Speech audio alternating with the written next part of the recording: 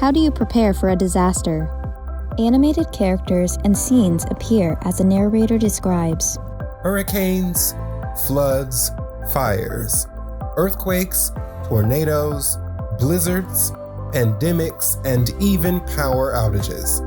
Disasters can happen no matter where you live. If you have a disability, you know what you need, but others may not. And what you may need on a daily basis may not be available during a disaster. So make sure to be prepared. In a disaster, you might need to evacuate or leave to another location, such as an emergency shelter, or you may need to shelter in place by staying at home. Here are some things to keep in mind when a disaster strikes. Emergency alerts. Plan ahead and register for alerts with your local emergency department. Emergency contacts. Have a list of emergency contacts such as your family members, friends, and neighbors in case you need help during a disaster. Also, have contact information for people who you will be staying with if you decide to evacuate. Shelters and sheltering in place. Try to stay with friends and family if you can. If not, look into accessible shelters. You cannot be turned away at a shelter because of your disability. However, there may be a designated shelter that can better meet your needs. Emergency supply kit. Your kit should include the basics such as a 3-day supply of water and food per person, extra clothing, first aid supplies, important documents, medication, extra batteries, and cash.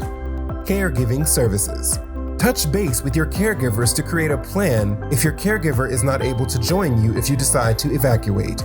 Medication. Contact your insurance provider to see if you are eligible for an extended supply of medications. An extended supply can range from a 30 to a 90-day supply. If you are evacuated to another area and your medication runs out, contact your insurance provider to find the nearest pharmacy that accepts your insurance or has an out-of-network option. Documents. Keep a printed or digital copy of important documents such as your ID or driver's license, insurance cards, and social security card. Transportation. Evacuation routes and public points of pickup may be announced before and during a disaster. Contact your local emergency management to verify how this information will be made public. However, know that public and accessible transportation may become unavailable due to the disaster. Call your local metro or public transit to check when transportation stops running. Special equipment. Make sure you have any specific equipment that you need for daily living because in a disaster, electricity and running water are not a given. For example, shower chairs for bathing and chargers for motorized scooters.